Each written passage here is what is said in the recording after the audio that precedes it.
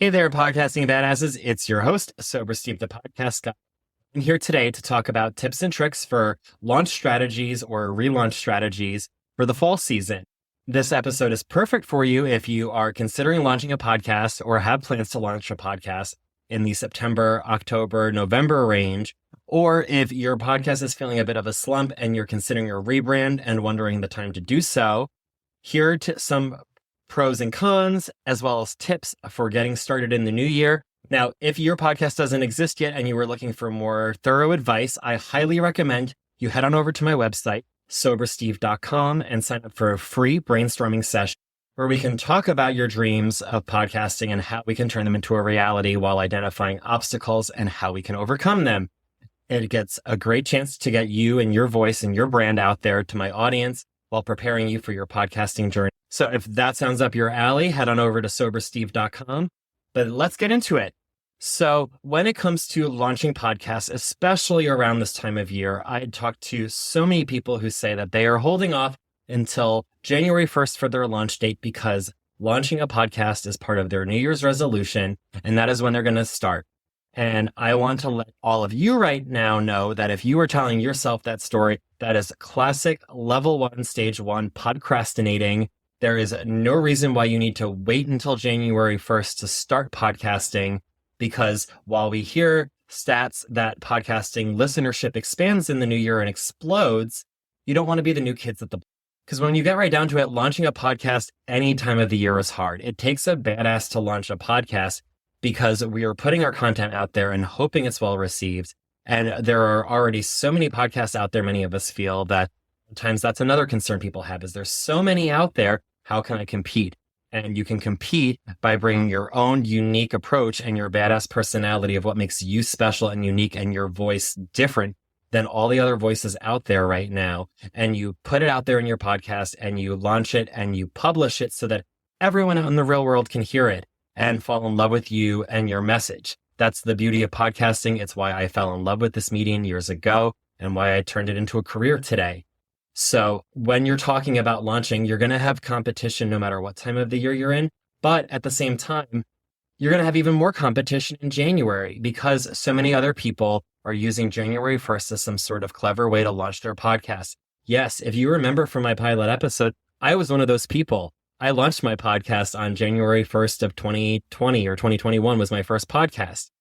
At the time, I thought it was so clever. I've learned since then that when I launched my show, it didn't launch the way that I hoped it was, in part because I was not as advanced as where I've gone today. It's been a learning curve, but also because I was competing against hundreds of thousands of other podcasts that are being launched at that time. If in an average month, roughly 100,000 podcasts start, podcasts in January, I can imagine that number doubles or triples. But when you have 44% of podcasters quitting after their third episode, as I've learned and read on Buzzsprout, it's already hard enough to succeed as a podcaster as you're getting started and you're not seeing the results that you want because you're doing something wrong. In my instance, I can look back on when I started my journey and realize that there were a million things I could have done better, and I didn't the investment to learn from someone who had done it before. So I tried to figure it all out on my own, and it was a big, hot, sloppy mess.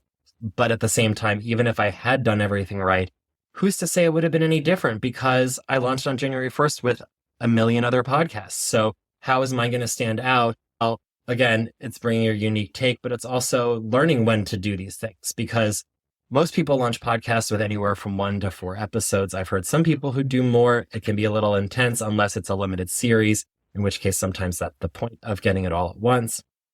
But as you're a podcaster, we love listening to podcasts. And another fun fact from Buzzsprout is that 80% of listeners consume all or most of every episode that they start.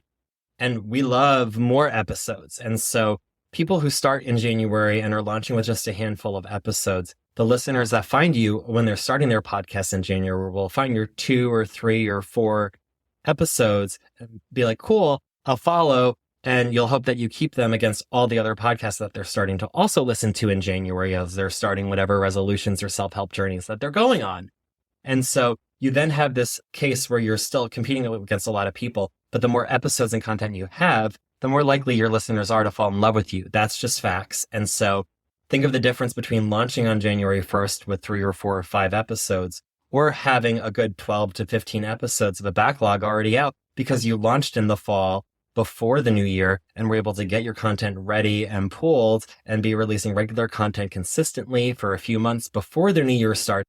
This way, when you have all those New Year's resolution listeners hopping onto the podcasting trend and they find your show, it's going to be easier to find your show because you have more content published, so that will help with your search engine optimization if you're using your keywords and your branding effectively.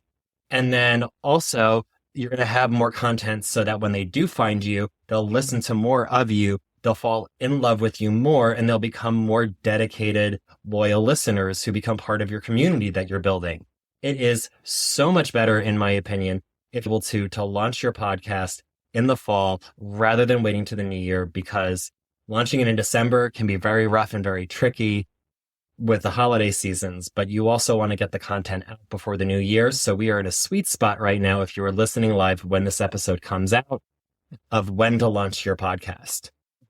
It is also worth noting that in 2023, podcast listening increased by 10% over the previous year. Almost half of Americans listened to a podcast in the last month, and 34% listened in the last week, according to a recent study from the Podcast Host. And so those are a whole bunch of numbers and facts that, like, knowing that half of America is listening to podcasts and the numbers going up every single year, and that a lot of them start in the new year, you want to get going, you want to get ahead of the curve. And so by being able to get that early exposure and getting that extra content out, you're going to really give yourself this huge head start when it comes to getting your podcast out there in front of the people who are listening, not only right now when they need it, but also in the new year when everyone new joins the podcasting club. Now, keep in mind, if you are listening to this episode later in the year, if this is January or February, you are not screwed and there's still hope. And of course, in the grand scheme of things, the best time to launch the podcast is right now, because so many times people procrastinate, like I mentioned. You can consider starting your podcast January 1st as part of your New Year's resolution. But let's get real. How many of you listening right now don't have a podcast currently? And your New Year's resolution this past January for 2023 was to start a podcast. So don't procrastinate. Don't make it next year's deal, because next year is a new year where you can already start the year as a podcaster with your content out there, with listeners and a community that is already building, so that when the spark happens on January 1st and people come flooding to their podcasting apps, your content is there, ready, and to receive and be listened to all your target listeners that you've been looking to reach forever. So if this has got you really excited about launching your podcast, or if you've been kind of struggling and paddling a little bit and not seeing results, but you've been afraid to make a change, it's the perfect time to put yourself out there and make that change that you've been waiting to make. It's the perfect time of year in terms of statistics, in terms of mindset.